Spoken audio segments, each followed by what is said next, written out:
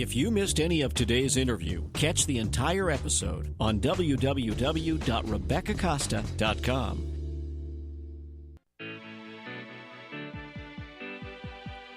Welcome back to the Costa Report. I'm Rebecca Costa, and my guest today is John McAfee. And you were talking about the next big thing in ensuring that our communications are private, and the fact that you're looking at Santa Cruz, California as a possible site for your headquarters. So let me ask you something. I recently had an opportunity to speak with Carly Fiorina, the former CEO of Hewlett-Packard, and she was worried that, we have fewer new businesses starting up and more small businesses failing than at any other time during the past 40 years.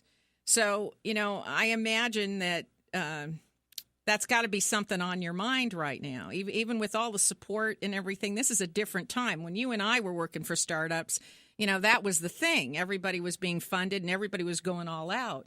But we've got a lot of failures right now, and she was talking about the fact that we've made it so hard for new businesses to get liftoff.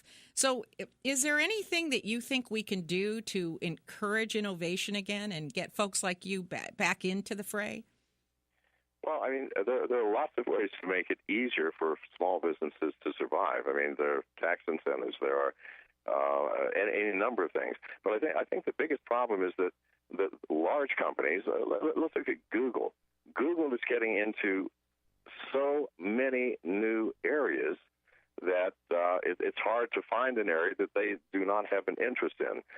So I think for a company to be successful now, you have to start looking at the strategy that the companies had when companies like IBM and Univac were the powerhouses. You have to be small and quick. And if you realize that and work hard and move rapidly, it doesn't matter who your competitors are, you will outcompete them. But you're absolutely right. The environment for financing for any number of things. And the regulations, the laws, the fees, the licenses. It goes on and on.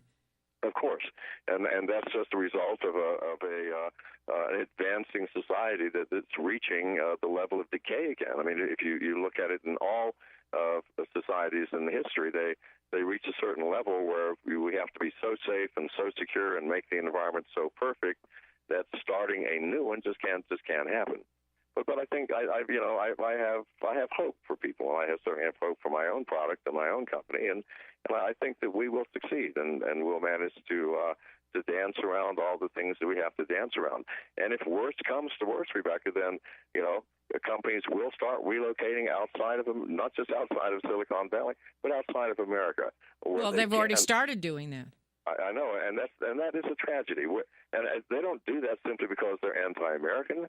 They do it because it's a necessity in some cases. There's no other way to be competitive. I think that, with I am 68 years old after all, and I have a little bit of experience. I think I can make this work. I think you can, too. And not only that, you are young at heart and always have been. Here's the thing I worry about sometimes about the smaller companies. They're almost turning into incubation companies or feeders to the giants like Google and Johnson & Johnson and Facebook. They get up to a certain point, and these guys are so cash rich. They come in, and it's almost like losing the middle class of business. You know what I mean? Yeah. There's the very wealthy that come in and buy the smaller companies, and then you don't get the opportunity to see these companies grow. Well, here's the other issue. It takes two to tango. It doesn't matter how cash rich you are.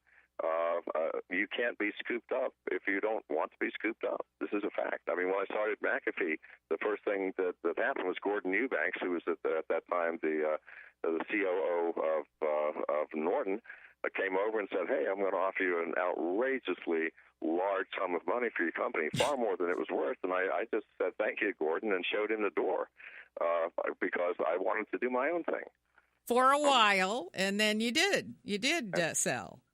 Well, yeah, but I didn't really sell. I did my own thing and took it public. That doesn't turn control over to a Google or a Norton or anything else. No, but it's turning the control over to smaller shareholders, lots of smaller shareholders, right? Oh, that is entirely true. That is entirely true. Right, but the fact is, eventually you got your senses about you, and you said, "I want to live my life." Yes. I want to go somewhere where I can look at the beach, pet my dogs, do what I want to do and think the thoughts I want to think. Absolutely, which I think is every person's right and every person's need. We have to be our own person. We have to be individual, and which gets right back to the fact that without privacy, we cannot be individualistic. That's so true, and I don't think anyone's really thinking about the connection between your self-esteem, your self-efficacy, and the invasion of privacy. I've never heard anyone talk about it. Have you? If you think, I've talked about it. Certainly, it seems obvious if you think about it for a moment, because the privacy gives us the protection against the weaknesses of the human psyche, the protection against greed and jealousies and all of the things. I mean, I'm not advocating anything in terms of relationship between husbands and wives or lovers or what have you, but can you imagine what the world would be if every indiscretion of every human being were public? Well, we would have madness and chaos.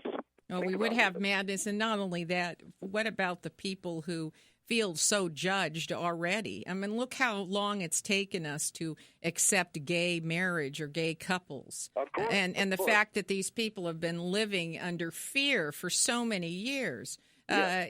This is an example, right, of what happens when you allow people to make the choice.